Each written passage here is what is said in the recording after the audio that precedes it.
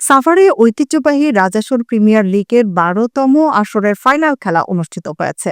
১১ ফেব্রুয়ারি সন্ধ্যায় সাভার পৌর রাজাসন সরকারি প্রাথমিক বিদ্যালয় মাঠে অনুষ্ঠিত ফাইনালে পৌর বিএনপির সহসভাপতি রফিকুল ইসলামের সভাপতিত্বে প্রধান অতিথি হিসেবে উপস্থিত ছিলেন ঢাকা ১৯-এর সাবেক সংসদ সদস্য ডাক্তার দেওয়ান মোহাম্মদ সালাউদ্দিন বাবু। ৮ নং ওয়ার্ড কাউন্সিলর প্রার্থী রাশেদুল ইসলাম রাসেলের সার্বিক তত্ত্বাবধানে ১০টি দলের সমন্বয়ে রাজাসন প্রিমিয়ার লিগের এবারের আসরে ইমন একাদশ ও পিচ প্রেডিটর্স ফাইনালে পৌঁছায়। বিভিন্ন স্কুলের প্রধান শিক্ষকগণ, স্থানীয় রাজনৈতিক ব্যক্তিত্ব ও হাজারো দর্শকদের উপস্থিতি ও উভয় দলের ক্রীড়া নৈপুণ্য আলো ঝলমল মাঠে উল্লাসে পরিপূর্ণ হয়ে ওঠে।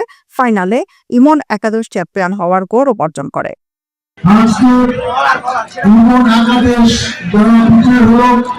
তাদেরকে আমরা অভিনন্দন জানাই। আগামীতে তাদের বিজয় যেন অক্ষত থাকে, আর যে কোনো টুর্নামেন্টে খেলায় হারজিত আছে, যারা হেরে গেছে তাদেরকে আমার আজকের পরাজয় গ্রহণের জন্য আগামীতে অভিজ্ঞতা এবং অনুপ্রেরণা হিসেবে কাজ করে। এই রাত 11টার সময় অনেক দর্শক খেলাটি দেখেছে, অনেক অতিথি আগামী বর্ষে এখনো বসে আছে।